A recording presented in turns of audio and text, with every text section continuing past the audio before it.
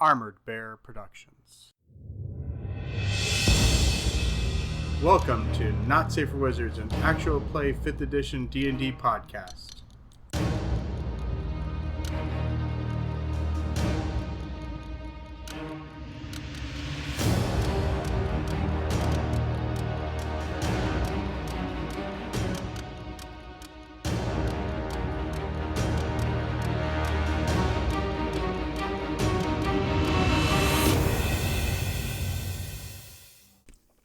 Welcome to Not Safe for Wizards, actual play D&D podcast. This is one of the Prologue episodes. We'll be doing a character interview today. We'll be talking to Kaila Hawk about her character, Jade Tealeaf. Let's get started. So, Kaila, tell me about what Jade was doing before she decided to become an adventurer. Well, Jade is a halfling rogue. She is the child of 2 bamboo farmers. And before she became an adventurer, that's pretty much all she did. She was a little farm girl. So what was it that got Jade out of being a bamboo farmer and becoming an adventurer? Jade came home from the market one day to find that her parents had been killed. And she was left all alone. She had nowhere to go, no relatives to go to, and she desperately wanted to find out who killed her parents and why.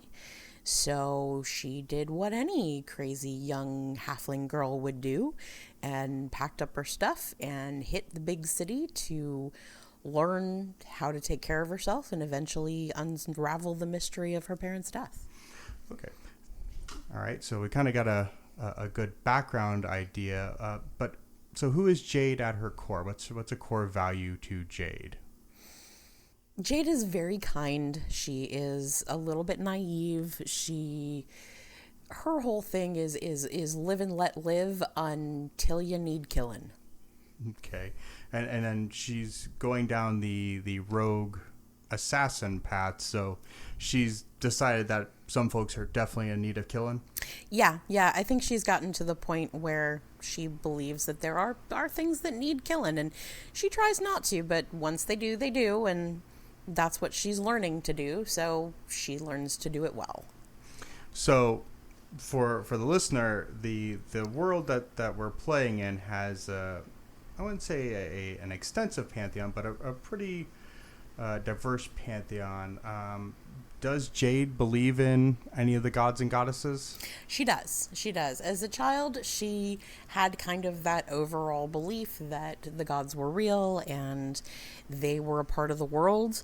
And I think she's kept that into her almost adulthood. She's still very young.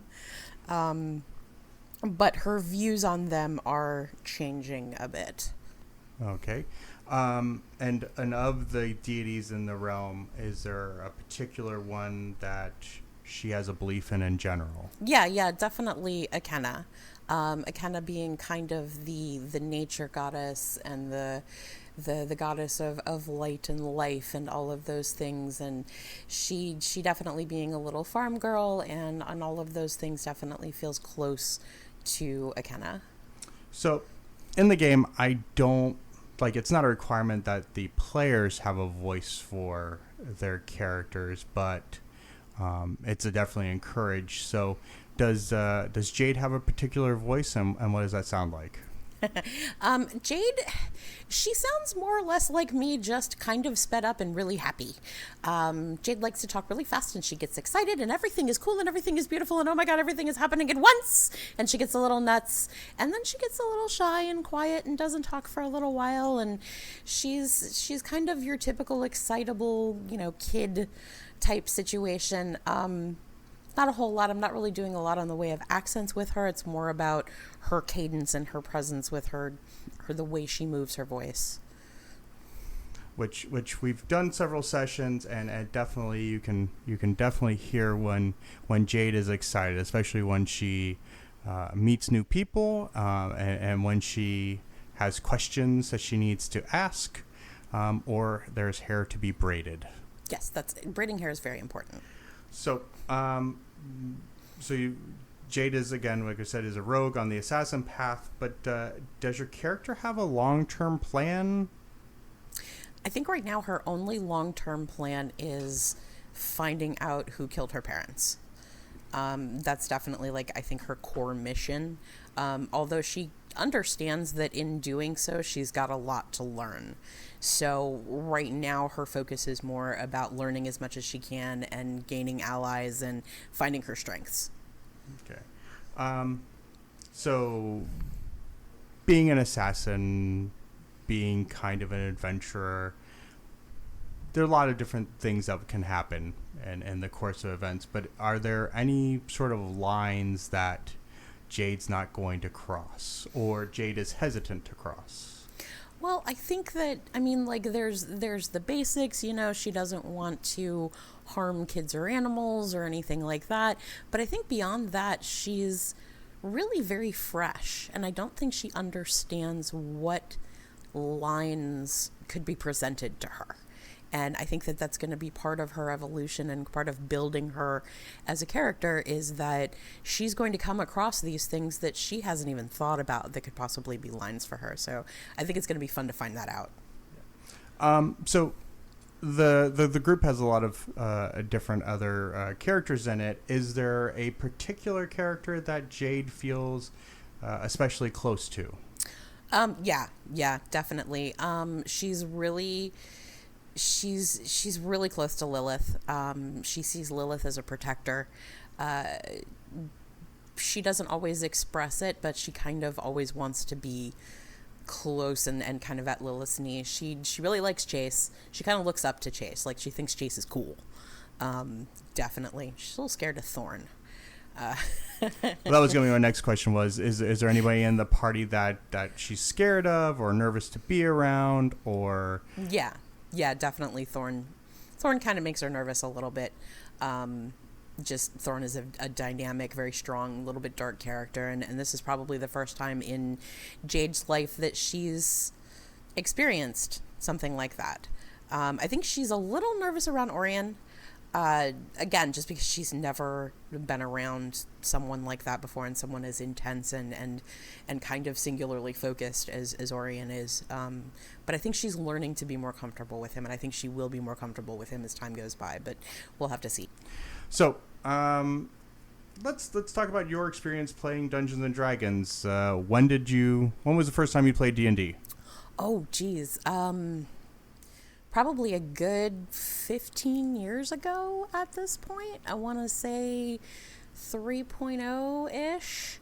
I was started dating a guy who was playing D&D, and I was already in theater and acting and improv and stuff like that, and he said, hey, you might like this, and he DM'd a game and became my first DM, one of my dearest friends, and eventually the godfather to my children. So yeah, it's been a long time. So you started back in the 3.0, 3.x days, Mm-hmm. And then we did continue on. Well, you and I, when we got together, we had a 4th edition campaign that ran almost 4 years, and now we're playing 5th edition. So looking at the 3-4 editions now that you've had experience with, what's the takeaway from, I guess, what we're looking at as like commonalities, and what we're looking at as differences, and not to get in an edition war sort of situation, but just to, just the differences and your general opinion about the different editions. Well, I mean, yeah, no, we don't want to get into an edition war for sure. I think they all have their merits. The one thing I think throughout them for me was just the amazing freedom to play these really cool characters and bring so much to the table and so much to life through D&D. I've had some amazing characters in just about every edition since I started playing, and oddly enough, and I guess not oddly for those of you that play it pretty much everybody kind of feels this at one point or another, that you get to explore little parts of yourself as well throughout them. And I think as the editions have gone on, the opportunity for role playing and the opportunity for exploration has just gotten greater with each edition. I was a big 3.5 fan for a really long time, but I'm really, really liking the evolution and what has come about with the 5th edition, being so heavy on role playing, which is kind of my background. So I'm really having fun with this one. Yeah, no, definitely. I think anybody who gets into the mindset that, oh, this edition doesn't allow for role play, I think is really missing out. I've myself personally played across pretty much every edition, short of like the original 1974 stuff, and it's always been about the role play, getting into the head of the character you're playing. Definitely. And I know, in the previous campaign, our last campaign, you definitely got into Lita's head, your half-orc cleric.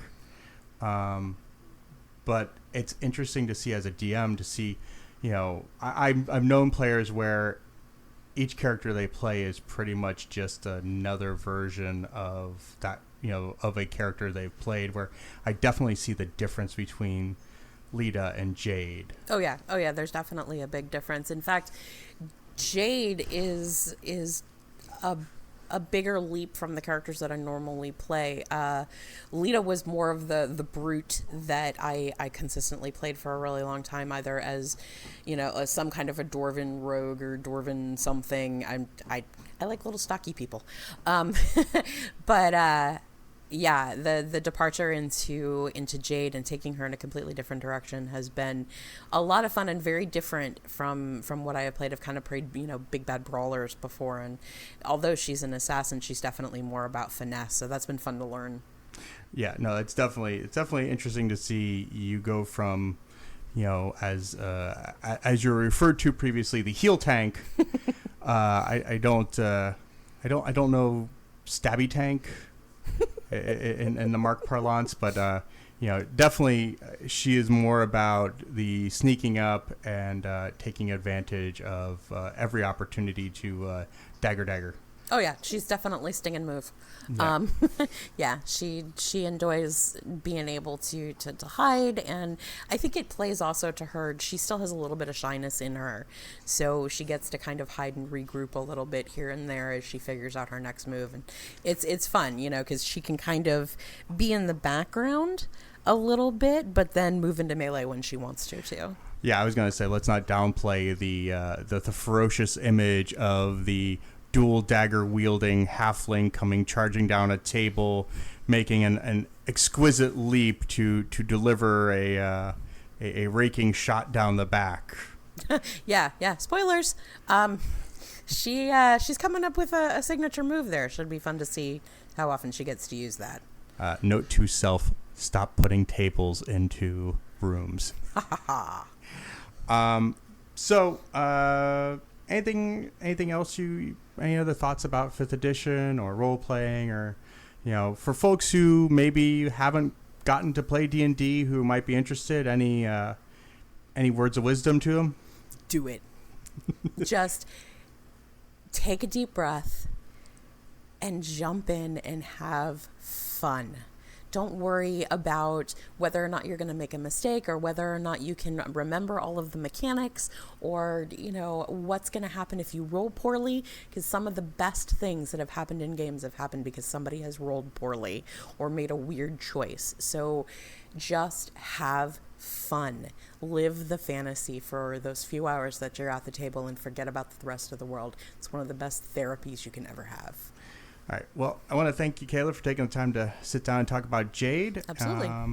This will be the first in the series of character interviews we're going to do to introduce you to the Not Safe for Wizards crew. My name is Joseph Hawk. I am the DM, and thank you for listening.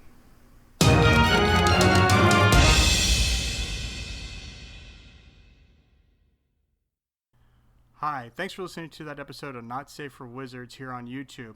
If you would give us a thumbs up for a like, hit that subscribe button, and of course hit the notifications bell.